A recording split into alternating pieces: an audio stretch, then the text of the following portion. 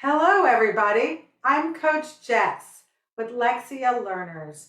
We specialize in helping students who struggle with reading, spelling, writing, or math due to dyslexia, dysgraphia, dyscalculia, and similar brain-based learning differences. So today I wanted to hop on and do a live and talk about executive functioning skills. Executive functioning skills have been a really hot topic lately because kids are home and parents are watching their children learn. And so they're seeing that their child is struggling in certain areas that they weren't aware of before. I know me personally, when my youngest was still in traditional school, I was not at all aware that he struggled with math. I did know he had challenges with reading, and we had him tested for dyslexia when we lived in Texas, and he was identified as dyslexic. However, they never addressed his dyscalculia. So I had no clue. I don't know why I had no clue. Maybe he didn't do homework in math ever because he was only in first through third grade. I don't know. But when we started homeschooling, I was shocked to find out he couldn't add, he couldn't subtract, he couldn't do any basic math skills. So I totally get how a parent would be unaware of their child's struggles when their child's off at school 6-7 hours a day. And then when they're home and you're hearing them and seeing them and really more involved in their learning than ever before, it becomes more apparent. So a lot of people have asked me about services for executive functioning skills. So we're planning on this August, I will be teaching a class on executive functioning skills. It's a 4-week class that will be 1 hour a day, and it is really helpful. I just finished working with a private student on his executive functioning skills, and we had 6 sessions together, and we went through everything, and he started utilizing some of the skills, and he was ready to go.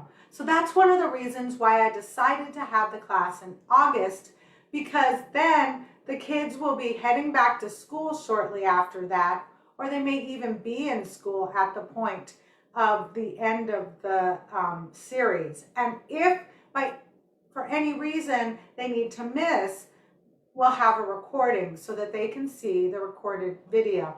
And they can definitely reach out to me if they have any questions afterwards. But today I really wanted to talk about what executive functioning skills are. It's really interesting because the average person does not fully develop their executive functioning skills until age 25. What do you guys know? What can you think of that also changes at age 25? I'll give you a second. Car insurance goes down, especially or in particularly for males. And that is probably a direct correlation to the fact that their brain is fully developed at age 25. So they're still learning and being crazy and not quite ready to settle down until age 25. But our society expects kids to have strong executive functioning skills by age 12, maybe even younger than that. And what are executive functioning skills? Well, there are many executive functioning skills, about 10 in particular. So there's planning, the ability to figure out how to accomplish your goals. It includes analyzing how long it's going to take for things, what materials you need, and what steps are required to complete those tasks. Another area of executive functioning is organization. And being able to develop and maintain a sound system for keeping your material organized is imperative for having organizational skills. And that really affects everything in life. If your bedroom is a mess, then it's hard to find the clothes you wanted to wear to school the next day. If your backpack is a mess, you may not be able to find your highlighter that you need for the class. So those things definitely affect academics. Then time management is a really big one. And so being able to manage your time, that kind of goes back to the planning, knowing how long it's going to take to do something. Estimating the length of time accurately is vital. And prioritizing what tasks you need to do first. Because if math can be done really quickly and writing a 3-page paper takes you an exorbitant amount of time, it's best to get the math done and out of the way. But very often, kids might think, oh, I got to take care of the part that's really hard first and get that done before I do the stuff that's easy. But that's not necessarily the best plan. Also, time management can be spreading out how long it takes to do the tasks over a period of a couple of weeks versus trying to cram it all in the night before it's due. Task initiation is the ability to independently start a task and then complete the task without procrastinating. Now, taking breaks can be really valuable to students, but there's a difference between taking breaks and procrastinating. So that's something to keep in mind. And working memory. So working memory involves your ability to remember what you're supposed to be doing while you're doing it. So, for example, right now, I have to remember all the things I want to talk about, and that's my working memory. It's a different part of the brain that is used than if you're looking at your long-term memory. And you can think of like someone with dementia. They typically forget their short-term memory, which is their working memory for the most part, and they remember things from years ago, which is their long-term memory. And that's because it is a different part of the brain that's being used. And then metacognition, which is a really hard word to spew out. And it also doesn't have any explanation in what it is. But it's being aware of what you know and don't know. Because that is a really important thing to have under your belt. If you don't know how to multiply and you have 8 multiplication problems to do, then there's no point in you sitting there trying to do it because you're not going to get it done, no matter how hard or how long you're sitting there. So if you know that you don't know it, then you need to know how to ask for help in the areas that you don't know something. So that is metacognition. Self-control. Our kids can have a really hard time with self-control. And sometimes that's just because they don't know how to express what they're feeling or their frustration that they're experiencing. And so then it plays out in acting out, behavior problems, fighting. Myself, I spent pretty much almost my whole entire 3rd grade school year outside the principal's office because I did not have good self-control skills and I did not know how to express those skills, and so I would often lash out in school. So that's something that, number one, I have really found with my years of tutoring that when students start to learn how to improve on their reading and their spelling or math, whatever area that they're struggling in, they tend to have better behavior because they're not as frustrated. So just that can make a huge difference. And in third grade, I couldn't read. And I became frustrated by the fact that I couldn't read, I'm sure. And I'm sure that's why I was acting out. Because by the next year, I learned how to read and I didn't spend that next year in the principal's office. So that is really important. And then attention. So being able to focus on what you're doing and give it all of your attention while you're focusing on it. So like the student I was just recently working with, we did a quick little test at the beginning of our time together to see how well he could multitask.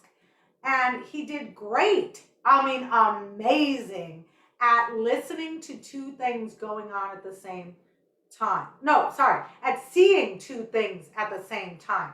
However, when it came to listening to two things at the same time, he did not do well at all. And so I recommended that he does not listen to music or TV while he's doing his homework. Now, some kids, it's the opposite.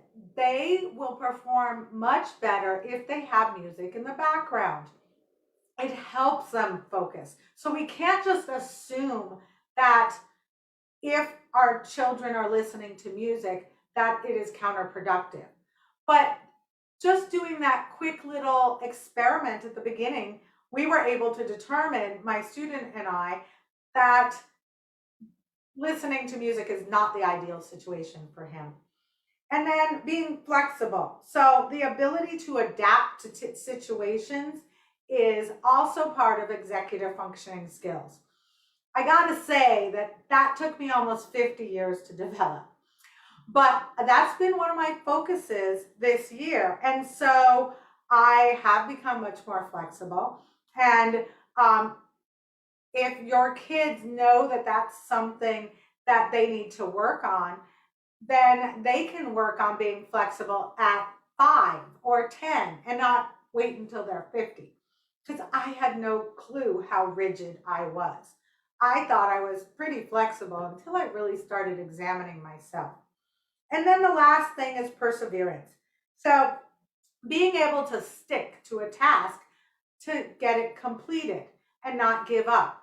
And one of the really valuable things that they can get from that or learn to help them with that is to know whether they should take a 5-minute break every half an hour, a 10-minute break every hour, or myself, I do much better if I just push through and then take a break when I'm done. So all of that, we will learn about who the person is and then work on techniques to help them develop these skills.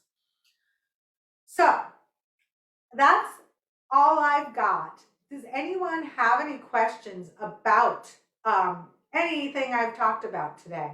If you do, you can type it in there and my assistant, Nix, will share it with me.